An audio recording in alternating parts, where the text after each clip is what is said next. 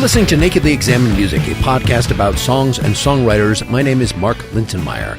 My guest for episode 176 is Bill Lloyd, a Nashville singer-songwriter, perhaps most famous for his work in the duo Foster and Lloyd in the late 80s, for which he received a Grammy nomination, but he's written or co-written several country hits for other artists, such as Trisha Yearwood, Martina McBride, and Robert Ellis Oral. He also played some with latter-day incarnations of Poco under Rusty Young and is now in a new band with Rusty Young's former associates after Rusty had passed away. So we'll hear about all this, but mostly we're going to focus on his work in power pop. You're right now listening to Caught in Traffic, a 1982 single by a band called Sergeant Arms. He co-fronted with David Surface. His first solo album was 1987, and he's put out over 10 of them, largely in the power pop genre. We're going to discuss the title track from his last full solo album, Don't Kill the Messenger, 2020. Then we'll look at What Time Won't Heal from Working the Long Game, 2018, which was co-written by Graham Gouldman from 10cc, a very famous songwriter himself. And then we'll look back to a song called Off and Running, recorded for his first solo album, Feeling the Elephant, 1987, though not actually included on that when it was originally issued. It's been included on the reissue. We'll conclude by listening to Rough Edges, that you may know as a Poco song, which he co-wrote with Radney Foster and Rusty Young in the late 80s. This version will be by the new band Cimarron 615. For more information, please look to BillLloydMusic.net. For more about this podcast, look to NakedlyExaminedMusic.com. And if you want to support the effort and, for this episode, get some bonus discussion with Bill, please support me at patreon.com/NakedlyExaminedMusic or click that subscribe button on the Nakedly Examined Music feed on the Apple Podcasts app to sign up for a paid subscription to my podcast channel, which gets you ad-free feeds and some bonus content for 3 of my podcasts. Here we go. So I will have played a little bit of Caught in Traffic by Sergeant Arms from their 1982 single. You know, the thing that I thought had vaunted you to stardom was your starting point was the more country-esque, the Foster and Lloyd. But no, this is before. You were doing this thing. And in fact, I then saw you on TV fronting your own band in, 1986, doing this power pop thing. So this seems to be where you started your soul and is what we're going to focus on for most of today. Shall I expound on that? Tell me I'm wrong. That's fine. The first band I ever had that made a record was called Southern Star, and that goes back to the late 70s. Are you familiar with the singer-songwriter Kim Ritchie? Yes. Kim and I and another fella who was in Sergeant Arms with me, David Surface, and another fellow named David Walker had a kind of a Harmony, CSNY sort of inspired songwriter band that was called Southern Star. We opened for Tom Rush, and we had a song on one of those radio station albums where local artists send in their music. And so that was the first time ever on record. And this was how old about? 1976 or 7, somewhere in there. So I'm 66 now, born late 55. I didn't know if this was a high school band or if this was No, it was a little later, all right. College era. Mm-hmm. But anyway, that was like a singer-songwriter band. Largely acoustic, but we did do some electric gigs later. And then that kind of morphed into the new wave era, which this band, Sergeant Arms, that you saw the video of, that was that. And that was early 80s. So the single that we put out was in 82. So we're going to get pretty rapidly to the new thing, but that power pop, I mean... I actually had put out a CD a couple years ago that was just sort of gathered kind of the best of, or what I thought was the best of all my power pop tracks, and did kind of a retrospective of so many years of making records that sound like that. I love that sound. Big beat, crunchy and jangly guitars, and lots of melody. I'm a big fan of that. Well, then let's listen to Don't Kill the Messenger, the title track from the album of that name, 2020. You have a few words to say before we hear it, and then we'll talk more in detail afterward. At this stage in my life, I tend to assemble them. I just go in the studio and I write, and then I really want to record that. So I go in and record it, and then it just sits on a shelf for a while I assemble these records that I make. And I think a lot of people maybe do it that way. I just was involved with the project where we actually had a budget and we got to go into a big studio. But at this stage of the game for me, most of the records I make, especially on my own, just get kind of recorded in fits and starts. I write some songs, record them, and then I assemble a bunch of songs that seem to work well together. And are you still committed to the album format? I saw that we have the Pandemic 3-pack, some singles since this. Will those go on an album, or that is its own thing? It's done. I get ambitious from time to time and want to put things out. And especially during the pandemic era, of which I guess are we ever over it? People pretend it's fine. Let's pretend that it's over. But I was a little ambitious and bored and wanted to get some new music out there. I had a song called Hazmat Suit, which you look real good in that hazmat suit. It's sort of a sexy song for people who are dressed for nuclear destruction. It's just, I wanted to get that out there, and I had a couple others. So I did a digital EP. But the album format I love. I have a band here in Nashville that celebrates albums. It's called the Long Players. We learn a classic album, and I reach out to people in the community and get guest singers and artists, guest artists to come and do the record with us. That's been going on for 17 years now. Can you say something about this song in particular, Don't Kill the Messenger? What's the message before we hear it? I just was watching what was going on in the world, and it seemed like the media that has checks and balances seemed to be under fire.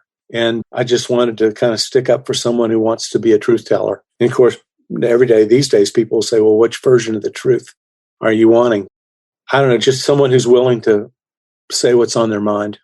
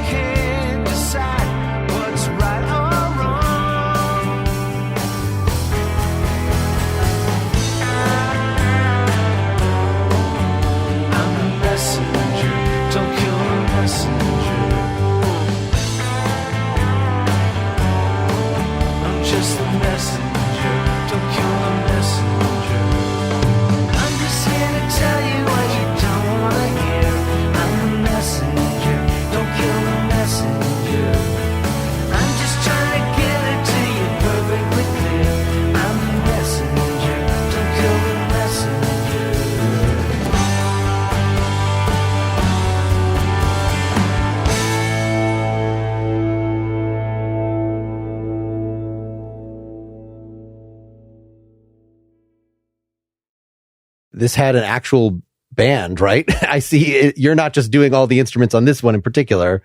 Yeah, sometimes I do, but when I had that opportunity to play with real musicians, not that I don't count myself as one, but to do it with a real rhythm section playing off them is always good. And that one has, I think maybe Mike Vargo plays bass on that, and Seth Timms plays keys. And I have Martin Lynn's drums. He's great. He plays with Chuck Mead, and he's out on the road with him quite a bit. Do you come in just strumming it at them and like, let's work it up live because there's three of you, and just to get that down? In this particular case on that song, I had a bunch of songs, and There's a studio here in town called Blackbird, and they have a thing called Blackbird Academy, where during this time of a lot of home studios these days and a lot of these bigger studios here in Nashville supplement their influx, since there's, how many major labels do we have anymore? A few, where it used to be quite a few. So the big studios here in town very often have recording schools, and there's a recording school at Blackbird called Blackbird Academy, and they get students in, and they need artists to come in and be guinea pigs. Well, before they raise their rates, which I'm not complaining about, they have to do what they have to do, but I was able to afford to go in there as a guinea pig and record with students there. But I could walk out of there with a bunch of basic tracks, like rhythm tracks with a bass player and a drummer that I could overdub on later, and ended up getting a lot of recordings that way. In fact, I still haven't touched bottom on that. I've still got some of those sitting around that haven't been finished up yet. So for this album, even though you're putting out albums, you'd put out one in 2018 at least, and this pretty regularly, how far back are these going? In recent times, it's been a little more steady. Back when my first solo record was like 85, 86, and then not again till 94, Set to Pop came out, and then 98 for Standing on the Shoulders of Giants, and then Back to Even was after that. And then there was like a long period. And then starting around 2012, I started really putting out records pretty regularly. It used to be like sometimes 5 or 10 years between solo records. Is it just mostly technological that it's just... I was busy doing other things, Well, yeah, I know in the 90s you were a bit busy. Following Foster and Lloyd, I was part of a band called the Sky Kings with Rusty Young and Pat Simmons and John Cowan. And then following that, I worked at the Country Music Hall of Fame as a stringed instrument curator, and then started being a sideman with Cheap Trick when they were doing their Sgt. Pepper with orchestra gigs. And that was tremendous fun.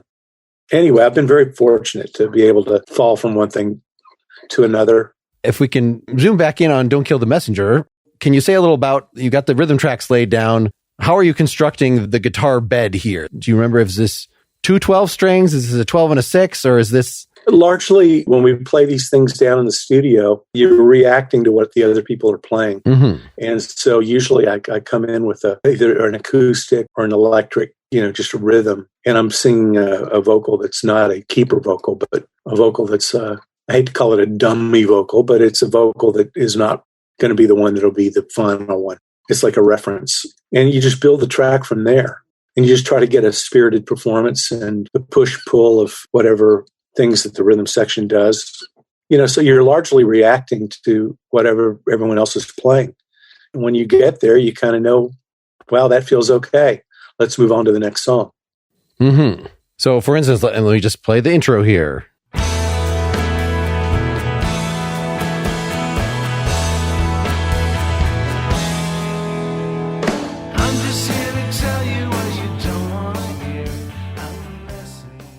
There's an electric 12, an electric 6 on that. A couple guitars. Yeah, and what's the thought process in terms? Is it sort of drums driven in terms of how long is that going to go? Like where it's all just one chord and the bass swooping up and down octaves. Well, it's suspension. It's a E sus suspension. You're a musician. You know what I'm talking about. It's just an introductory thing before the verse starts. And so you got this suspended chord with the drums kind of Keith Moon. I love The Who. The drums just kind of filling in a lot of spots, and just a short introduction, which is however many bars, 8 bars or something. Right. Yeah. Just a standard as opposed to tu-ta-tu-dun, just like, let's get into the verse. And it always comes out a little different. You tried a lot of different things. And again, you're reacting to what everyone else is doing too. I did have the idea I wanted to have that suspended chord at the beginning. Like if you were doing the drums yourself, would you probably just lay down a click track? I don't know exactly what's going to go there, and then I'll fill the space, as opposed to what is the drummer feeling in terms of how long these things. So you do it again between the end of the first chorus and the beginning of the verse. There's another sort of drum driven 8 count. It's not so different, but when I'm doing it on my own and with other people, because when I play on my own and build it up from scratch, I started off as a drummer. When I was a teenager, I was playing 3 nights a week when I was 15. In a local bar band, which was probably illegal. But the drums is always something I started there. My stamina is not worth a darn anymore. Don't ask me to do a gig. But in terms of going into the studio and making something happen there, I feel confident always that I can pull that off. So basically what I have when I do it on my own, I just have a guide vocal and a guide guitar and then do the drum pattern there. And then just kind of make it up as I go and go, okay, this is what we're going to do as a band. And then I add the parts on later. It's just, you have to kind of think of the arrangement in your head as you go. So what's the trade-off between getting the fun and joy of being able to make that much more of the sound come out of your head versus having another person there that you actually get to? I like both. I did an album called Boy King of Tokyo in 2012, and I really wanted to have one complete record where I played everything myself and wrote all the songs by myself, sang every note myself. And because I'd grown up listening to Paul McCartney and Todd Rundgren, Stevie Wonder, all these great people who were able to do these one-man band records, Emmett Rhodes, all those kind of guys. And I wanted to do one too. So yeah, that's kind of a little bit of an ego trip, but I really wanted to be able to say, yeah, this is one I did all on my own. After that, I went back to being smart about it, getting other musicians to come play when I could. Let me jump to getting into the verse here. You say you need to find something to live for, when everything you loved is lost to time. The world turned really scary outside your front door. There's nowhere safe inside a troubled mind. For some reason, power pop, it can seem formulaic, but if you're willing to just, I don't know, make the chords thicker or something, like the way Big Star does it, which I know is one of your influences, this kind of verse, it allows you to, I don't know, is there actually anything tricky in the chords there at all? Are you doing is there a sixth in there at least? It doesn't strike me as being that complicated, but there may be a relationship between the chords, how they get to each other. That's very much a Kinks thing. Ray Davis, I got to play on a Ray Davis record and got to meet him a couple times, and he's a big influence. And the way Ray would put chords together, I love. And sometimes they take these little turns in the same way that Lennon and McCartney did that too. And even going back to rockabilly stuff like Carl Perkins, Honey Don't. You remember Honey Don't? Mm-hmm. Carl Perkins? The Beatles did it too. It goes from an E to a C. How come you say you will when you won't, and then a C? Not an A, not a B, but a C, which I thought was, wow, that's kind of going with it. And Ray Davis used to do those kind of things. And I don't know, I just try to make it less formulaic when I can. Sure. And there's a nice build through here with adding the piano and the organ sort of in the middle subtly to kind of peek out and do those little attractions like riffs to get you. Seth played great throughout the whole track, but I wanted to keep the power part of the power pop, Mm-hmm. And so Seth isn't mixed up quite as loud as he might be otherwise, but I really wanted that big crunch and jangle of power pop to be sort of foremost in the mix. So he tends to peek out of the mix from time to time, but he's a brilliant player. He's a great songwriter too. He makes really good records on his own.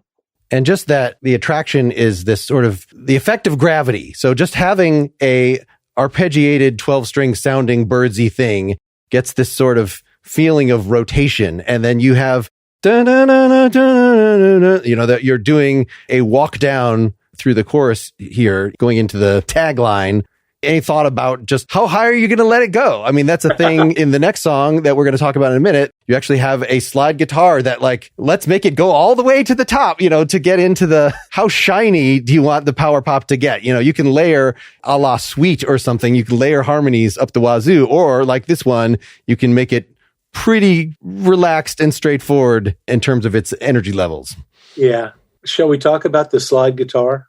A few more things about this, and then we'll get the second one out there. It's hard for me not to want to compare them because that's kind of the point. I know they're next to each other. Well, no, those aren't two different records, but I just want the song to work, and I want to be able to, the lyric to come through. I want people to be able to hear the lyric, because I really do take care with that stuff. I do want to write songs that can hold meaning for people, and it's not just audio ear candy. a lot of lyrics just kind of float by and they don't say a lot. I really want my songs to have enough to hang on to, to mean something to somebody. So I always want the vocal to be up enough for that. And I know power pop tends to fall into that place to where a lot of people just love the sound of it. Pete Townsend coined the phrase anyway, power pop, for a description of I Can See for Miles and Miles, the single. And he used to say music allows you to dance all over your problems, which I thought was really great. I thought he's a very smart guy.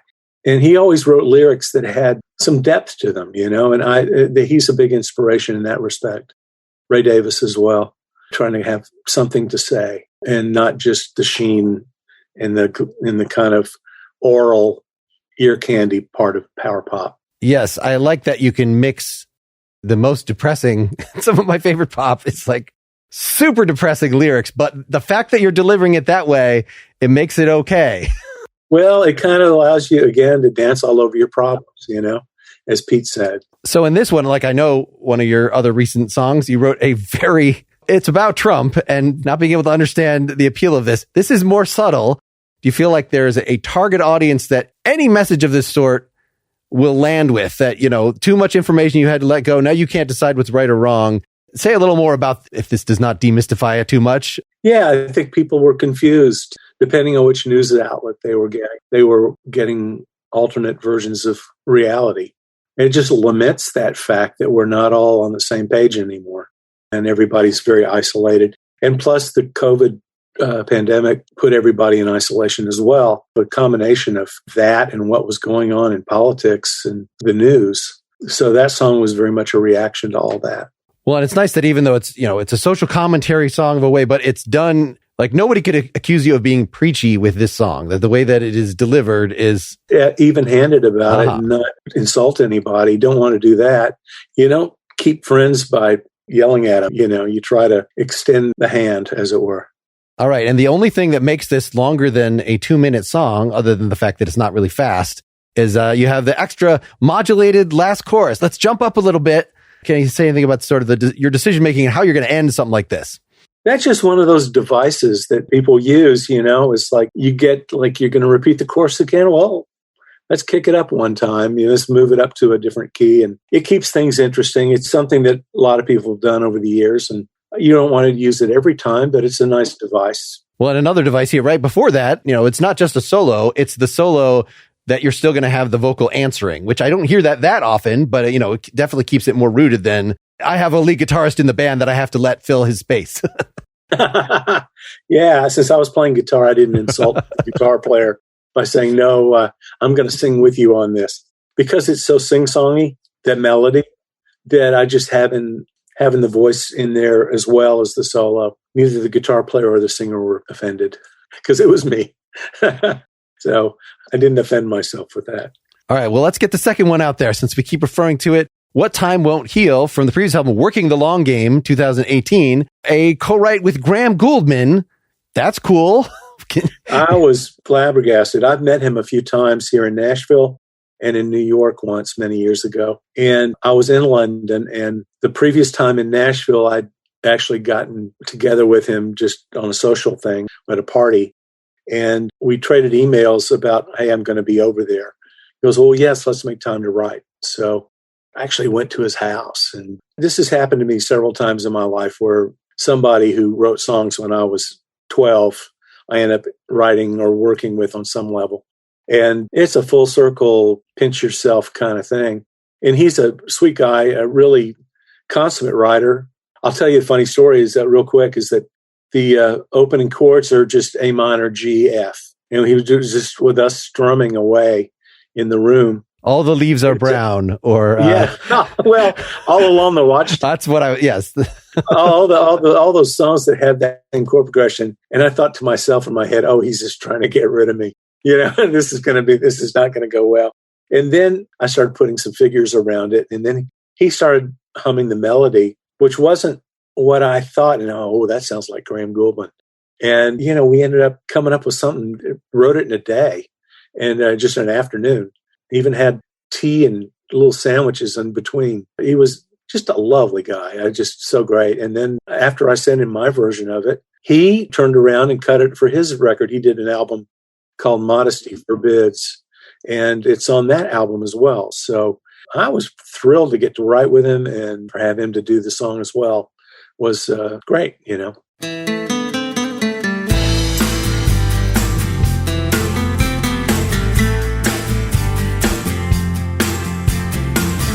You lost your friend, she took you down and broke your heart so bad the pieces can't be found.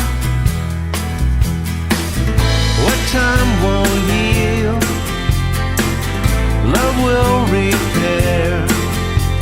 And if you open up your heart, you'll find it there. You should have seen the writing on the wall, the times that you betrayed her, but never can recall. Time don't care, the weeks turn into years, so let the light shine in on you before it disappears. Take a stand, and you can take your turn. If you can't find that spark you're sure to feel, what time won't heal.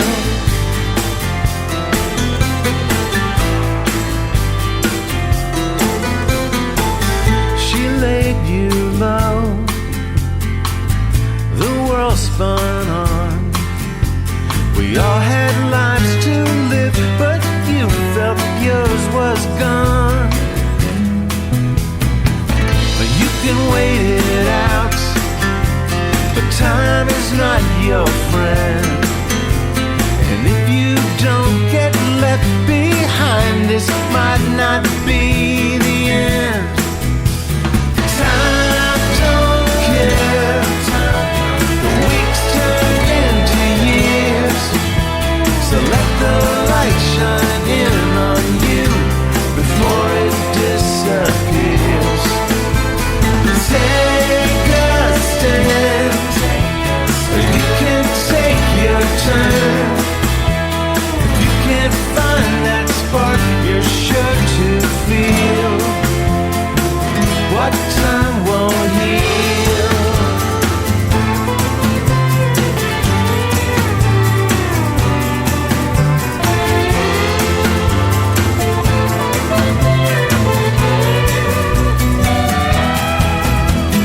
Time don't care, the weeks turn into years, so let the light shine in on you before it disappears. Take a stand, you can take your turn. If you can't find that spark you're sure to feel, what time won't heal.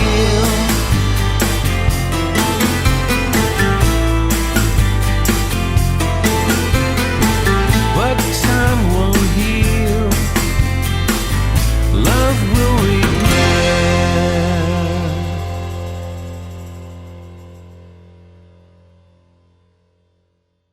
Hey, let's have a little break, but before we do, I want to point out that if you become a supporter of this podcast, you never have to hear ads on these episodes again.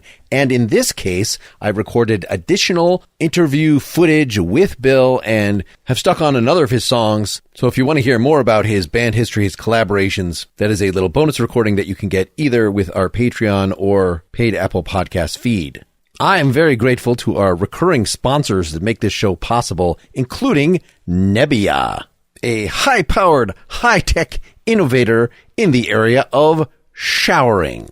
Nebia was started by engineers that previously worked at Tesla, NASA, and Apple, who were passionate about saving the planet. We have a real water crisis in our world, and particularly in the western half of our country right now, as many of you know or are experiencing. So these folks wanted to design a superior shower experience that would use less water. Tim Cook was their first investor, and they partnered with industry leaders Moen to create the Nebia by Moen Spa Shower, which uses atomized droplets to heat up the environment of your shower. They sent me one of these. I have long talked about what a luxurious experience this is. A high-pressure shower head, does the job, rinses even the thickest hair. But then they introduced the Quattro, their most affordable shower yet, which they also sent me. And now I can experience 4 spray modes, including 2 powerful high-pressure spray modes in addition to the spa spray. So now it satisfies all types of water preferences. And it is the easiest installation yet, a 3-minute process as easy as changing a light bulb, available as a fixed rain shower or hand shower version. Both are made with recycled ocean plastic, using manufacturing processes not only for the shower, but for their shower curtains, bath mats, hooks, shower shelves that are super sustainable. Each mode of the shower saves 40 to 50% of water compared to a traditional shower. So it's really going to pay for itself over not that much time. Nebia by Moen Quattro starts at just $119 exclusively on Nebia.com. And Nebia gave us a special discount just for our community. Go to Nebia.com/NEM. Use code NEM at checkout to get 10% off all Nebia products. Again, go to Nebia.com/NEM. That's Nebia.com/NEM to check out what they have to offer and save 10% with the code NEM. I also want to tell you about Masterclass, where you can learn from the world's best minds anytime, anywhere at your own pace.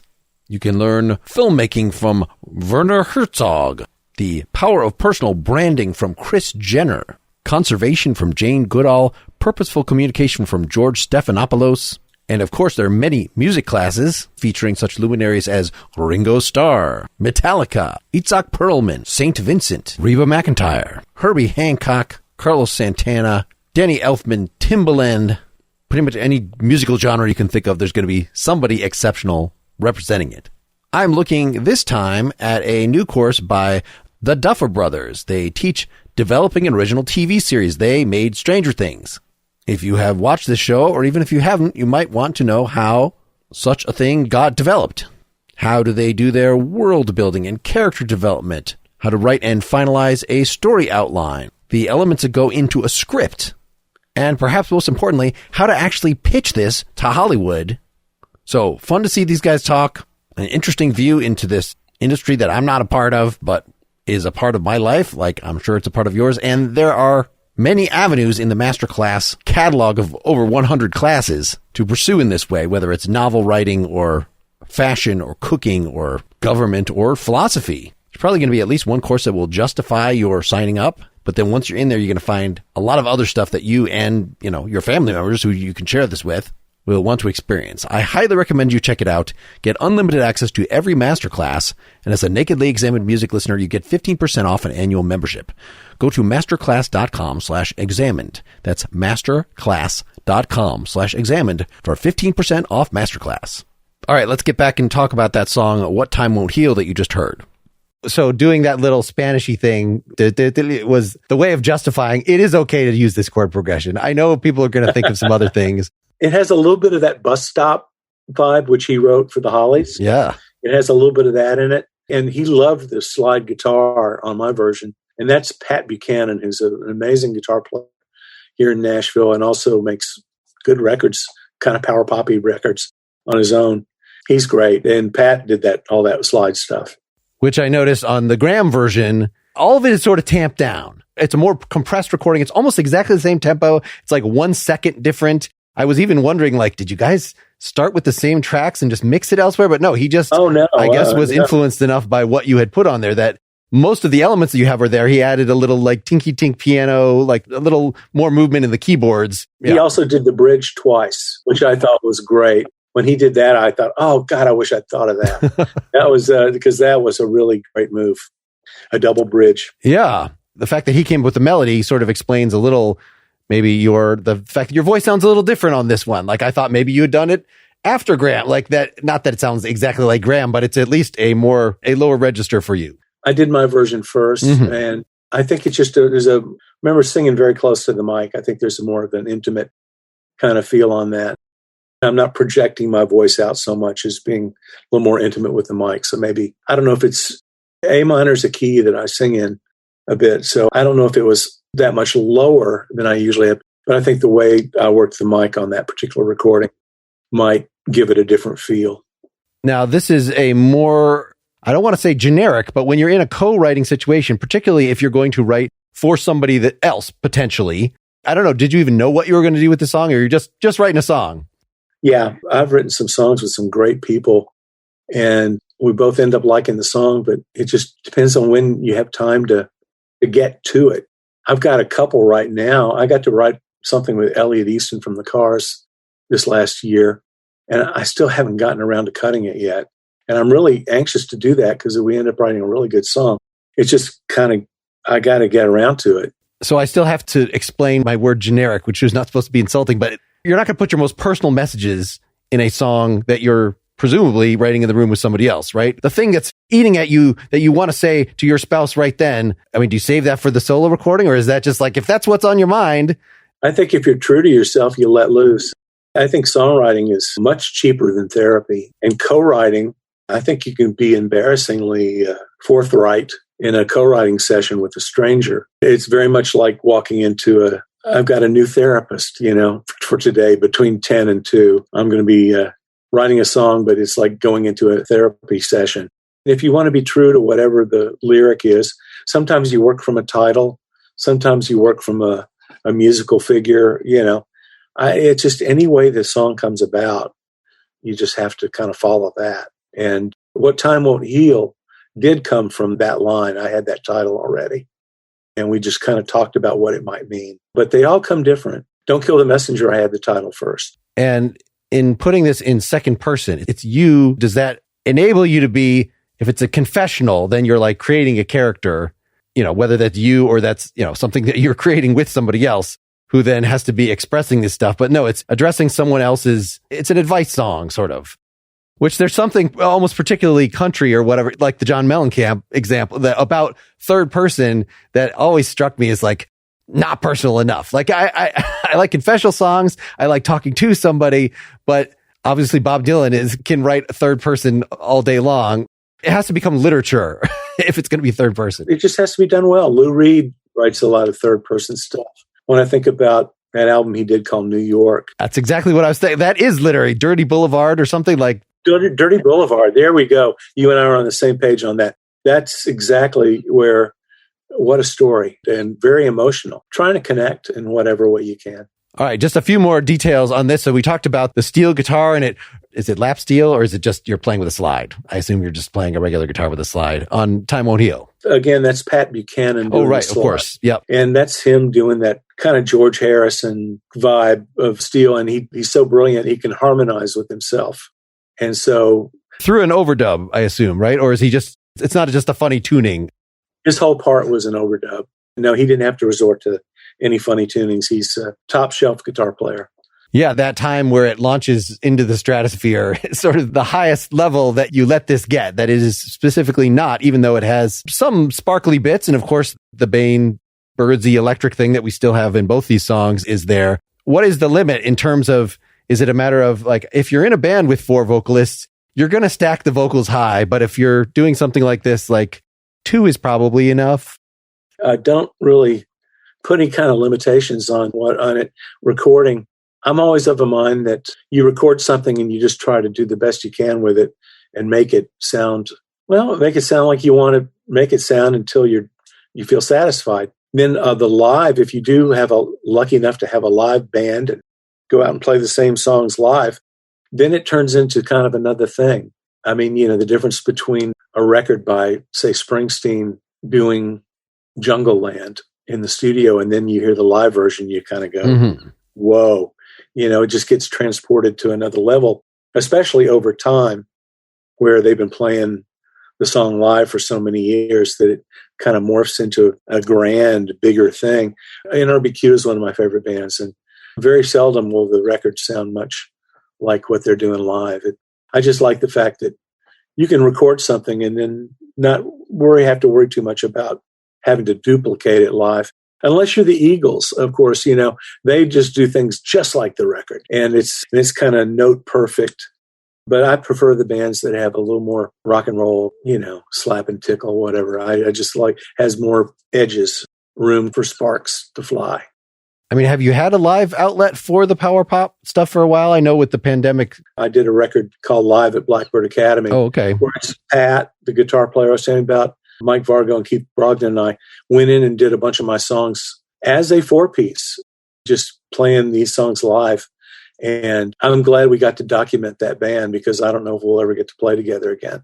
So thinking about the harmonies again, it sounds like it's different people singing the echo, the Time Don't Care, or is that just you with differently mic'd? It's me differently mic'd. Okay, because it has that different flavor, and sometimes I will make a point of I want to make it sound like a live band, even if it's, even if I'm just dragging in studio, other voices, female voices. This would be a part that you could easily see okay, let's have a couple women or one harmonizing herself just to float off. But then it's much more of a time consuming affair than just laying it down yourself in the 5 minutes that it would take. I've been lucky. My friend Kim Ritchie has sung on some of my records. And that's always a lovely blend. Of course, we've been singing together since we were teenagers. Yeah, I was going to say, that's the first name you brought up.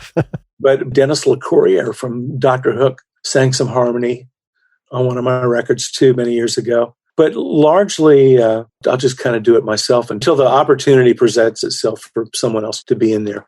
Mm-hmm.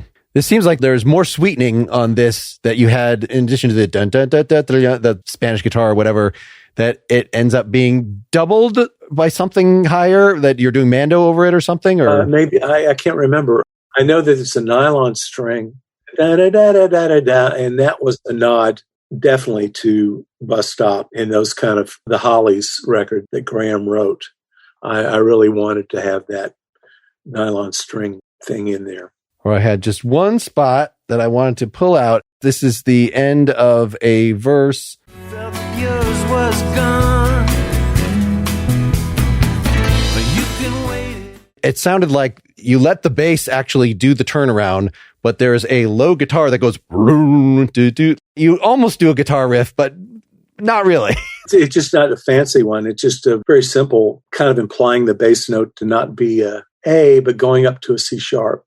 The bass doesn't do that, but having that low guitar, it makes the chord denser right there. And it's just kind of a touch.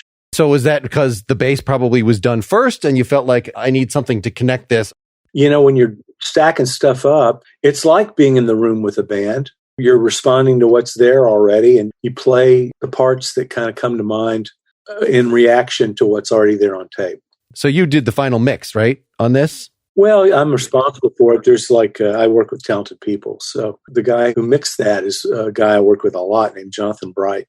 And JB has it's not a fancy studio or anything like that. It's a Pro Tools rig in his shack out back, kind of thing. But he's got a really great relationship with his gear and knows how to use it. And he and I have been working together since about 2012. So 10 years now. We always say that we're making rock history every time we go in the studio. Okay, today's the day to make rock history, So are you sitting behind him when that's happening, or is there sending stuff back and forth? Yeah. We do. He's got a little control room, and then he's got another room with the tracking and overdubs go on. In the other room, it's a little 2-room shack, really. Although the stuff done at Blackbird Academy was recorded in one of the finest studios in Nashville. So, well, as long as you get the drums recorded in a nice place, then you could put an SM57 on a guitar amp and it's fine. Yeah, but exactly. But the fact is, he gets great drum sounds in his shack. He really does. He's just got a great relationship with his gear, and he's a very talented guy. He works with Raylyn Nelson, who's Willie Nelson's granddaughter, and they have a band called the Raylyn Nelson Band, and they make records, and he writes songs with her. And then he also just did a project with, do you remember Jason and the Scorchers? I know the name, yeah. Nashville Scorchers. Warner and Jeff from that band just did a project with JB too. So he's staying busy out there.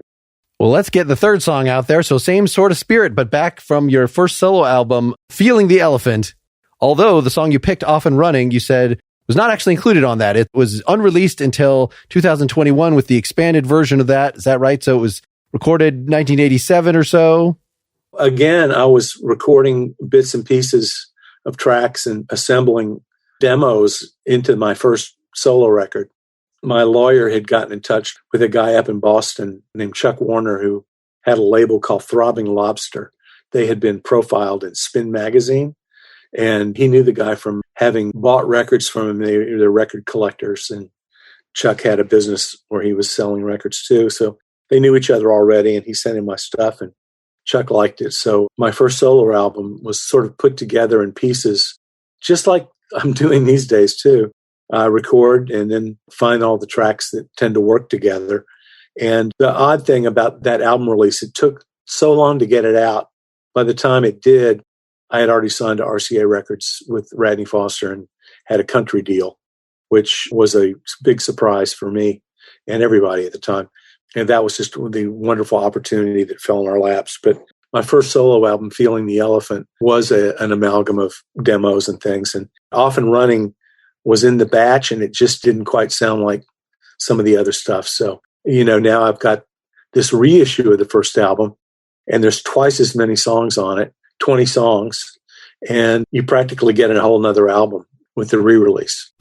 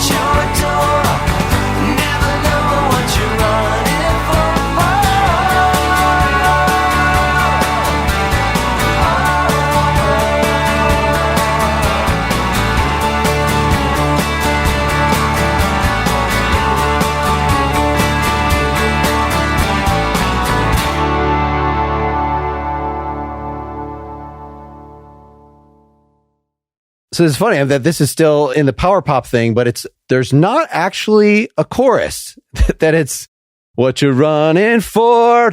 And then it's the instrumental is the chorus. Like there's no ahs, Yeah, it didn't have that. Costello was a big influence at that time. And I don't know if that's something that he did on his songs, but he was probably the biggest influence I was listening to.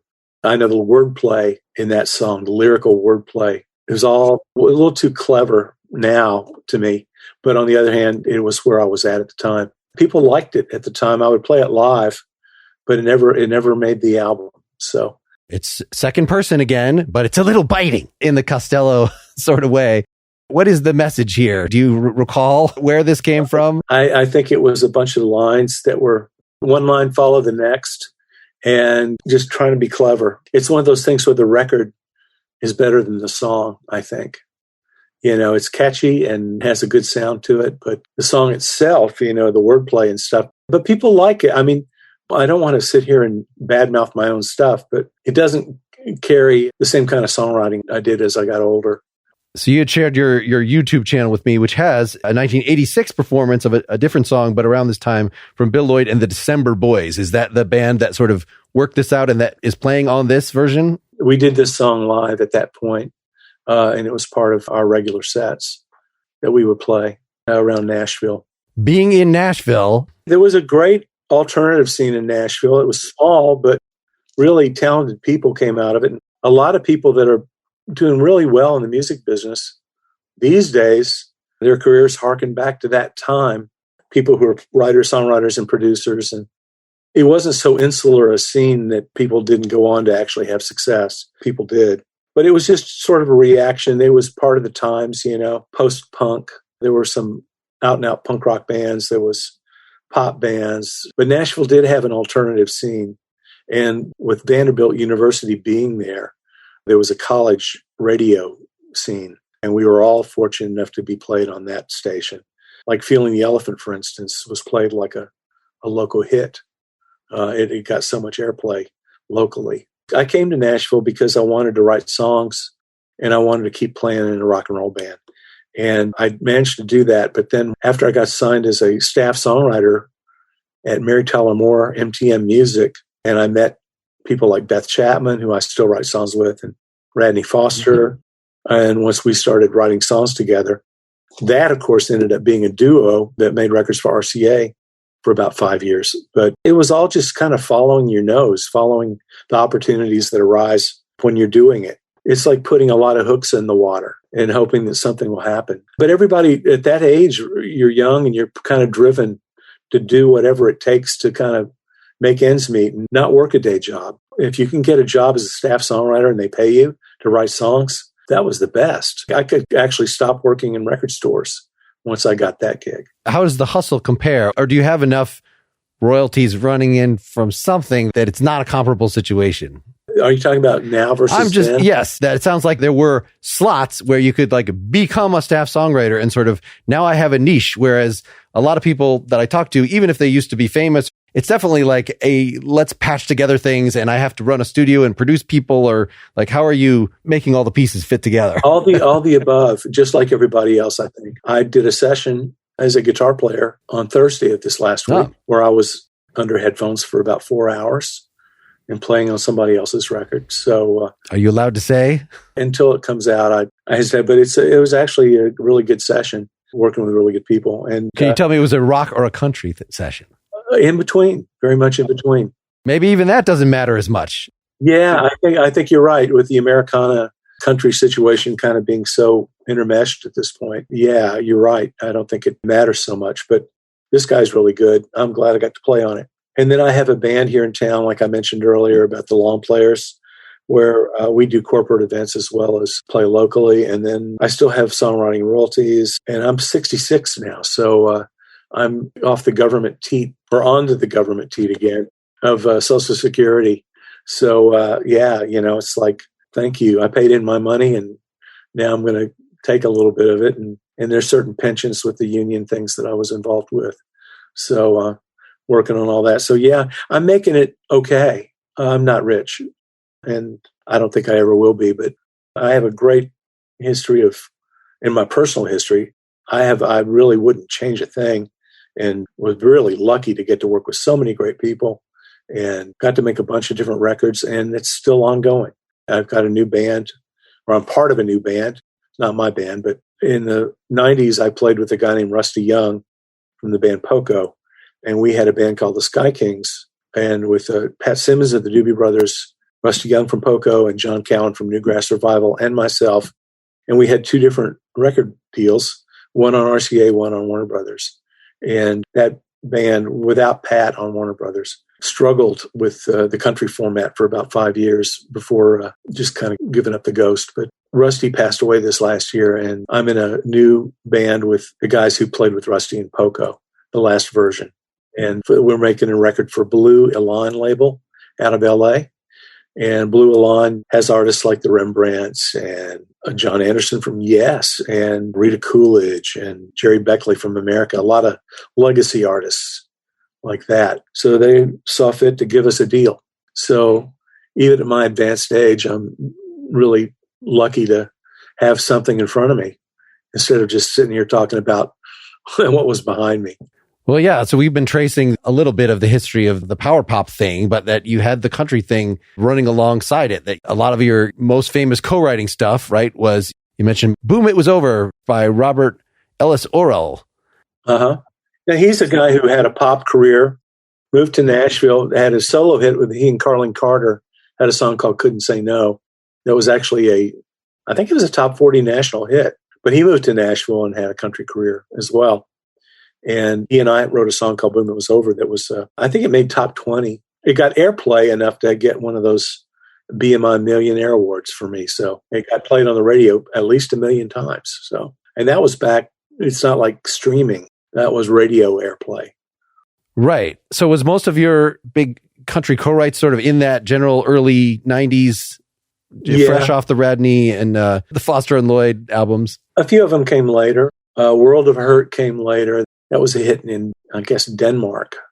Beth and I wrote that, and it was on one of her records, but it was like a big hit. Yes, Beth Nielsen Chapman, who I was not familiar with, but thanks to seeing her name next to yours on a number of these things, was looking up what she's doing. She is brilliant, and she continues to make records. In fact, she and I have a song on her new album that's coming out later this year. So she's a dear friend, and we go back to the early days of being signed to Mary Tyler Moore back in the 80s. But she's great. And we also wrote a song called Trying to Love You that Trisha Yearwood did. And then I had a song Pam Tillis and I wrote called Going to Work that Martina McBride did. And there's just a bunch of cuts like that. Also Poco, Pure Prairie League, like country rock things. Marshall Crenshaw and I've written a bunch of songs, and some are on my albums, there's some are on his albums. So yeah, we're going to conclude here by listening to the new version by this new band that you were mentioning. So it's Cimarron 615. Is that Cimarron 615? Yeah. Rough Edges, which is an old song, 1989, that you wrote with Radney Foster and with Rusty Young. It looks like a handful of songs by this band were released on this Rusty Young tribute album. Are those songs also going to be on the new thing that you're working on, or that's? No, the new album is really an original thing. We're not Poco 2.0 or anything like that. It's a new band. But it's because we recorded those songs for the Rusty tribute. Rough Edges is something that Rusty and Radney and I wrote it, and it was on the Poco Legacy album. Mm-hmm. The huge comeback album. I was finishing high school at the time, and that's the only reason I knew who Poco is, apart from delving back into music history. So. Well, Call It Love was the hit from that. And the drummer in this band, Rick Lano, is one of the writers on that song. And then Jack Sundred is also in the band. He was the bass player for Poco after Tim Schmidt, but never got called to play in the Eagles. The other bass players in Poco, Randy Meisner and Tim Schmidt, both got to play in the Eagles, but Jack did not, unfortunately. He's the bass player. You're listed on their wiki page as having toured with them a little bit, but you never got to be an official Poco member. I was never an official Poco member, although I think had things gone a little different, I could have. But I did play a handful of dates with them, subbing for Paul Cotton. And I ended up doing a whole lot of songwriter shows with Rusty. We played doing those song swap things here in Nashville. And then the Sky Kings thing was 5 years. So we got to play a lot together. But it was because of us all playing together out in Los Angeles doing this Rusty Young tribute, Rough Edges, and we did a couple other songs on there. And that's why the label said, well, you guys should make a record for us. And that's what we've done. And that's exciting. And did they want you? Was there discussion of, you could call yourselves Poco because it is continuous? Like, if bands are going to exist for more than a generation, this has to happen. Like you mentioned John Anderson. Yes is almost totally different people. Even when Steve Howe dies, it'll probably still be Yes, and it'll be Yes in 40 years. But Poco is not, that's not going to happen with them. I'm not really at liberty to say who owns the name at this point. All right. And I think Richie Fury's touring under his own name, but mentioning Buffalo Springfield and Poco. Jim Messina is out touring under his own name, and he mentions Buffalo Springfield and Poco, but there's nobody actually touring as Poco right now. And that's not really what we wanted to do either. We wanted to be a new thing. The songs for our upcoming record are all brand new songs. And we each wrote 2. It was split democratically. They said, well, the 5 of you be a band. And we said, okay. And they said, well, 2 songs each from each of you. And that made it easy. It's like the Beatles' White Album, where you have the songwriter and everybody else says, okay, what can we do to help? But the songwriter sort of works out the arrangement with the band and kind of has final say over it. But it's very much like a Beatles' White Album kind of thing. Yes, it's a band, and yes, it's also an outlet for 5 songwriters. Like, I don't know if that kind of thing happens without a record label initiating it and kind of managing it at this point, because what is the financial incentive to just be like, I like your stuff, you like my stuff? Because you and Graham Gouldman, you wrote a song together. You could do an album together. It would be hard because you live in different parts of the world, but he did a record. He was part of a duo with Andrew Gold for years called Wax. Mm-hmm. Well, Andrew, you probably maybe know from having worked with Linda Ronstadt and doing solo records. Thank You for Being a Friend was his big hit. He was a big Beatles nut and made some really wonderful records. And I worked with Andrew here in Nashville, and that was one of the connections when I first met Graham, was that I had known Andrew Gold already. Well, thank you so much for doing this. Certainly, we could just keep talking music history and all these other great people that you've worked with. A tremendous resume, I guess, from being nestled in Nashville and having as much being a songwriter and willing to, I'm going to support people for their records rather than it just being all, this must be the Bill ego exploding on. There's a degree of that when you're younger, especially. You really want to make sure you put your stamp on a few things. But these great opportunities present themselves, especially in the world of country, where I knew I was going to write some country songs when I moved here, if I had the ability to. But I didn't know that I was going to end up being a country artist, which I was a couple times on 2 different situations. Well, you have an accent, so that's okay. You can be a country artist. You're allowed. But the solo records that I've made are dear to me, and you can find those at, here we go.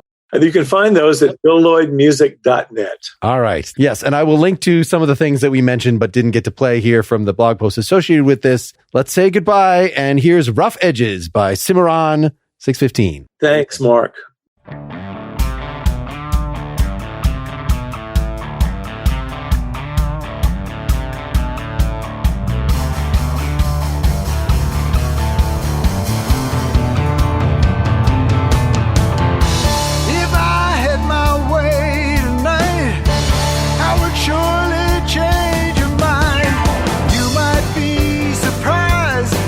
You see,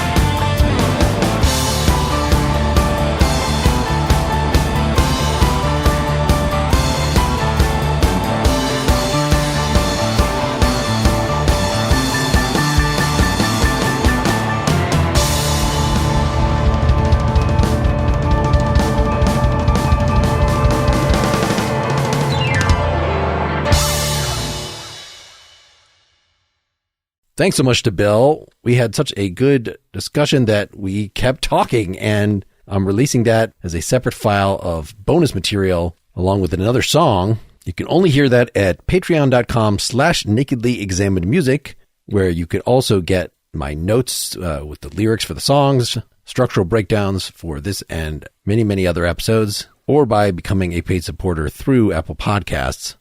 But as usual, as much as I appreciate your support, I hope you support the artists here. Bill has a lot of wonderful albums that, even if you know him through his country persona, I hope I've made clear here that you are missing a lot. Some of his really, really catchy songs just have not left my head since I recorded this. We weren't able to talk about it. I have linked to some of them, to their videos and such, from the blog post associated with this at nakedlyexaminedmusic.com. But to get the full list of what he's done, go to billlloydmusic.net. Note that his name is common enough that if you just look him up on Spotify, most of the things attributed to Bill Lloyd are by him, but some are from a UK folk singer who is not him. All right, I hope your summer is continuing to go well. I apologize for the break in my release schedule with that sort of a rerun of a Pretty Much Pop episode last time. This Bill Lloyd episode was supposed to come out a little earlier. The next one, also in the bank, is an interview with Susan Cattaneo, a wonderful Boston singer-songwriter. And then I talked to Chastity Brown, a great country rock / pop / blues, I don't know, songwriter based in Minneapolis. And just yesterday, I recorded an episode with Level 42's Mike Lindup. I don't spend a lot of time with jazz-tinged dance music, and Level 42, if you're even aware of them, is a band that its sound is very much associated with the 80s. But Mike was a really interesting guy. His new songs are sonically astonishing. So hope you'll check out all these interviews. Be sure you're subscribed directly to the Nakedly Examined Music podcast. You can find the links to do that at nakedlyexaminedmusic.com, or just look it up on the podcast app of your choice. Until next time, keep on musicking. This is Mark Lintonmeyer signing off.